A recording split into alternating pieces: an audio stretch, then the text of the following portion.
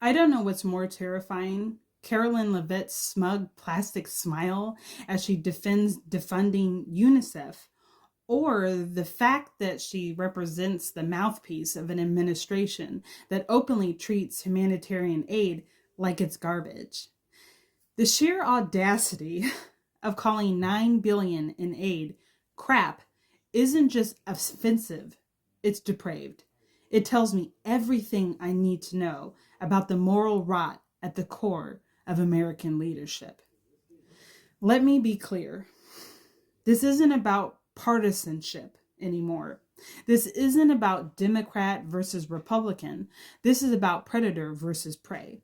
This is rich versus expendable.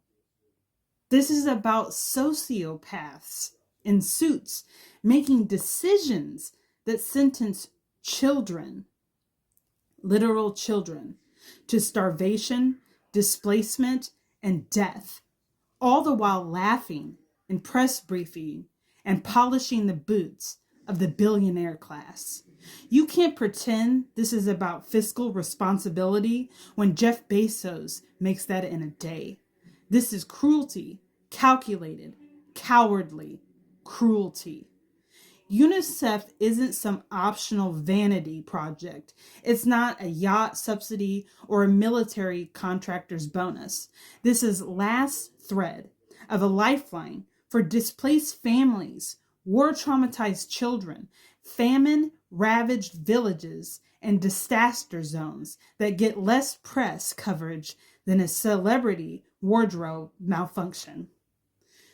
The fact that this woman, educated, articulate, presumably self-aware, stood there and called it crap with a frozen smirk on her face, that's not offensive. That's sociopathy in HD.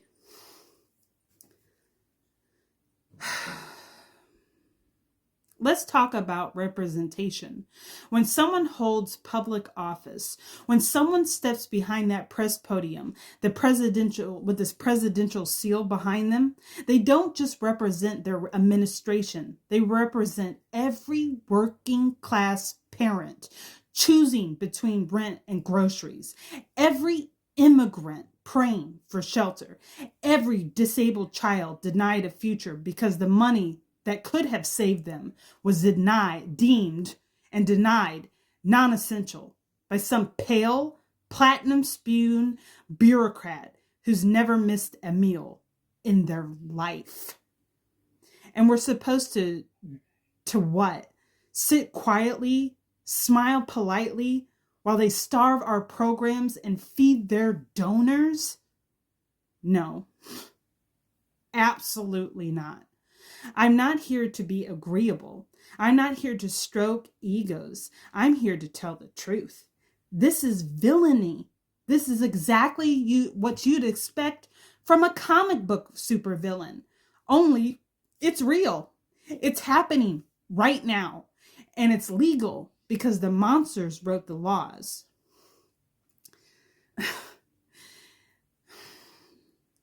Defunding humanitarian programs like UNICEF, SNAP, and Medicaid, and climate disaster early warning systems isn't negligence. It's policy, premeditated, and it should be called what it is: domestic terrorism in a designer suit.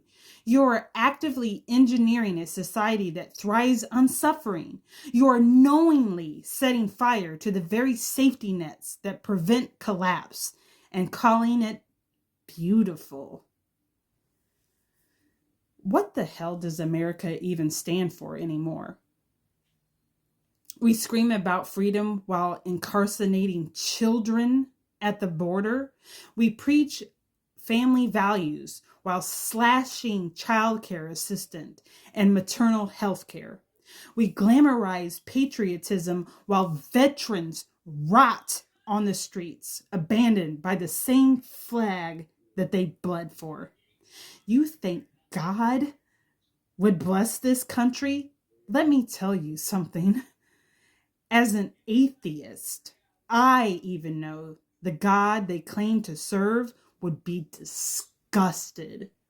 The Bible they weaponize preaching compassion and humility and justice for the poor. There is no version of Christ who would cut UNICEF and smile while doing it. If there was a heaven, these people wouldn't even smell the gate. This isn't conservatism. This is not fiscal discipline. This is sadism dressed in a red tie. And to everyone who cheers it on, you're not a patriots, you're enablers. You are the silent majority that allowed Rome to burn while posing for selfies on the Capitol steps. And history will forget you. It may not write your name in the headlines, but it will mark your silence. It will mark your applause. You want to talk about American values? Here they are: greed, cruelty, image management, and indifference. And unless we tear down the gilded stage that they're performing on, we are complicit in every child that starves, every flood victim that dies, and every life crushed underneath the boots of a profit-first regime. So no, no. I will not be polite. I won't censor myself to make apologists comfortable. I won't water this down for your corporate-friendly algorithm. If you're offended by my tone, good. You should be. Because the real obscenity isn't my language. It's the policies you normalize. It's the silence you trade comfort for comfort. We are all watching the institutional execution of empathy in real time. And some of us are still screaming. That means something. That's why I'm here.